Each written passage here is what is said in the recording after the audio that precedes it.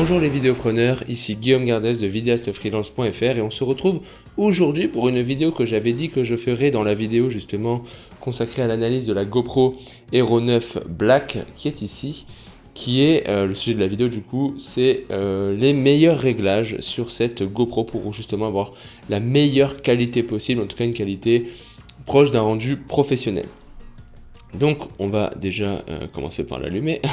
On va attaquer de suite. Donc pour accéder aux paramètres, c'est ici, donc dans activité et quel que soit le nom du mode qui est ici, et il faut cliquer sur le petit crayon là à droite, hop, et vous arrivez ici dans les paramètres. On va voir ici justement quels sont les paramètres à régler selon moi. Donc on va commencer directement par la résolution. Donc là vous pouvez déjà remarquer que moi je suis en 30 images, 24, 60, 120.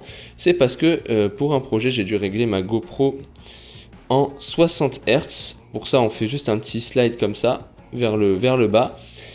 On décale à droite, on va dans préférences, général, on descend et ici voilà vous avez anti-scintillement 60 Hz. Si vous voulez justement baisser mettre à 50 Hz, vous aurez les images à 25 images par seconde, 50, ainsi de suite quoi.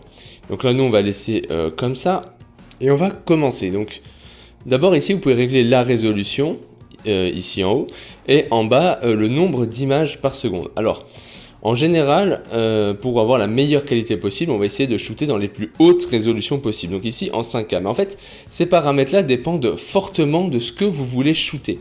Il n'y a pas un bon et un mauvais mode. À la limite, le mauvais mode, on pourrait dire que c'est le 1080p qui est vraiment extrêmement dégradé. Donc on essaiera de shooter à 2,7K minimum.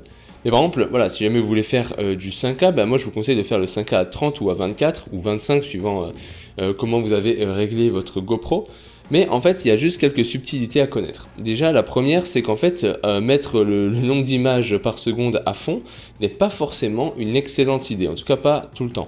Ce qu'il faut comprendre, c'est que cette GoPro, en tout cas dans le mode élevé, on va le voir juste après, shoot en 100 mégabits par seconde. Ça veut dire que chaque seconde qui passe, elle enregistre 100 mégabits d'information. Lorsque vous avez 30 images par seconde, du coup, vous avez 100 mégabits divisé par 30 qui est enregistré chaque seconde. Mais si jamais vous mettez ça à 60, automatiquement, vous avez 100 mégabits divisé par 60. Ça veut dire que vous divisez par 2 la qualité d'image de chaque image, en fait, le nombre d'informations disponibles dans chaque image. Donc par conséquent, il faut quand même augmenter le nombre d'images avec parcimonie et se dire, voilà, je veux augmenter le nombre d'images que quand je veux faire un ralenti. Sinon, moi je conseille le 5K 30 ou 25 ou 24, mais en tout cas, avec l'hypersmooth en plus, il n'y a pas de besoin de stabilisation particulière, donc on peut rester dans ces fréquences-là d'images. Donc après, vous avez le 4K où vous pouvez monter à 60 images par seconde, 120 et 240 sont inaccessibles sur cette GoPro, ils sont accessibles sur la GoPro Hero 10 Black, qu'on va voir plus tard. Ensuite, le 2,7K, moi je vous conseille de le réserver aux 120 images par seconde pour faire vraiment des ralentis fluides et d'éviter d'utiliser le 60 ni le 30. Dans ce cas-là, on utilisera directement le 4K. Donc voilà pour les résolutions. On va passer maintenant directement à l'objectif. Donc objectif, moi je vous conseille de vous mettre en linéaire. Alors après, suivant ce que vous voulez shooter, bien entendu, ça peut être différent. Là, vous avez le mode Super View, le mode large. Vous pouvez voir que ça crop directement dans l'image. Hop, large, linéaire, étroit, et hop, linéaire et maintien de l'horizon.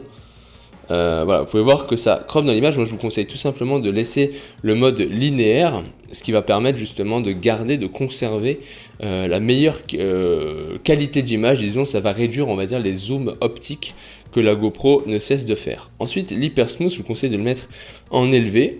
Je vous conseille pas le mode boost parce que ça crop trop dans l'image et ça fait pas non plus une différence fondamentale suivant les tests que j'ai fait. Donc le mode élevé, c'est parfait. Vous pouvez bien sûr le désactiver si vous faites un plan fixe, il n'y a pas besoin forcément de l'activer. Mais l'hypersmooth, c'est vraiment une fonctionnalité qui est juste géniale en fait sur les GoPro, puisque c'est la stabilisation la plus professionnelle que j'ai vue à ce jour sur des caméras. Ensuite, les prochaines options ne sont pas importantes, on va pas s'y attarder. Nous, on cherche à avoir la meilleure qualité d'image, donc on va aller directement dans le ProTune. Donc, la première étape, c'est le débit, de le mettre en élevé. Vous pouvez le mettre en standard, mais bon, forcément, la qualité d'image sera moindre. En élevé, vous êtes à 100 mégabits par seconde, donc c'est ce qu'on va aller rechercher. L'obturateur, alors là, c'est un conseil peu conventionnel que je vais vous donner, qui est celui de dire, en fait, l'obturateur, au lieu de le mettre au double de sa vitesse, de son nombre d'images par seconde, donc ça c'est la règle un petit peu en audiovisuel, théoriquement, si on shoot à 30 images par seconde, il faudrait le mettre à 1/60e. Alors bien sûr, un truc qu'il faut aussi noter que beaucoup de vidéastes ne notent pas, c'est que cette règle s'éteint ou s'annule, disons, à des fréquences d'image élevées. Par exemple, si je shoot en, 200 images par seconde, je n'ai pas besoin d'avoir de flou de mouvement. Donc je peux monter mon shutter bien au-delà si jamais je suis par exemple dans une situation de forte luminosité. On n'est pas dans l'obligation de conserver ce flou de mouvement, ça dépend vraiment de l'ambiance que vous voulez mettre. Mais en fait sur les GoPro c'est particulièrement intéressant, c'est que si vous le mettez à 1/60e, l'image va saccader, ça va faire un truc un peu bizarre, très peu esthétique. Par conséquent je vous conseille de le laisser en automatique. Ensuite, composition de la valeur d'exposition, ça c'est important, moi je la mets toujours à -0,5 et de manière générale je préfère sous-exposer un tout petit peu mes plans, surtout sur des trucs où je laisse comme ça un petit peu en automatique, car GoPro en fait a tendance à surexposer les plans un petit peu, et forcément vu que vous pouvez voir, c'est pas un très grand capteur, par conséquent forcément les hautes lumières, enfin en tout cas la gestion des contrastes est difficile sur une GoPro. Donc en faisant ça, en fait en sous-exposant un petit peu, on peut venir en post-production récupérer les informations dans les basses lumières, chose qui est beaucoup plus complexe lorsque les images sont surexposées. Alors, il y a peut-être des cas particuliers, mais en général, une image cramée, c'est pas récupérable. Alors que l'inverse, une image sous-exposée, c'est récupérable.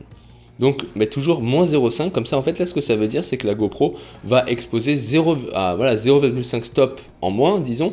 C'est-à-dire que vous allez filmer, et la GoPro va dire, ok, là, moi, c'est ça que je ferai, mais je vais mettre 0,5 en moins, parce que le réglage me dit de faire comme ça. Donc là, la balance des blancs, ça va dépendre bien entendu de là où vous shootez. Si vous shootez en intérieur, on va préférer une balance des blancs à 3500, quelque chose comme ça.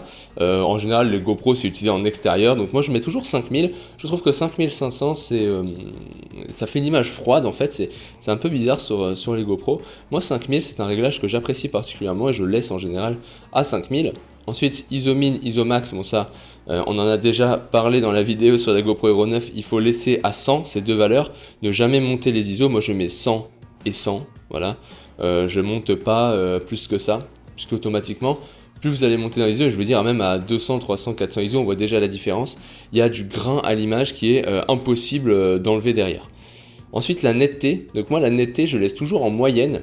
Tout simplement, c'est personnel, c'est que je trouve que lorsque je mets la netteté en élevé, il y a trop de netteté. En moyen, je trouve ça très bien, et en plat, en fait, en faible, il n'y a pas assez de netteté. Et ça évite justement les processus un peu lourds en post-production, on va rajouter de la netteté avec l'effet accentuation, ce qui alourdit considérablement le processus de post-production. Ensuite, le dernier réglage qu'on va regarder, c'est couleur. Les autres sont pas forcément importants, mais couleur, moi je mets toujours en plat. Pourquoi ? Parce que je trouve qu'en GoPro, les couleurs sont trop saturées, alors qu'en plat, justement, on est sur quelque chose, ça va nous donner une certaine latitude en post-production pour justement nous permettre d'être un peu plus créatif et de nous donner le choix, surtout en post-production, de savoir jusqu'à où je souhaite saturer mes couleurs pour mon montage. Alors que forcément en GoPro, j'ai pas le choix, ça va déjà saturer toutes les couleurs. Voilà. Après effectivement, je suis d'accord, on n'est pas sur des formats, des types des Red Code ou des Blackmagic Raw, mais quand même ça laisse quand même une certaine latitude, en tout cas une latitude plus grande que si j'avais mis les couleurs en GoPro.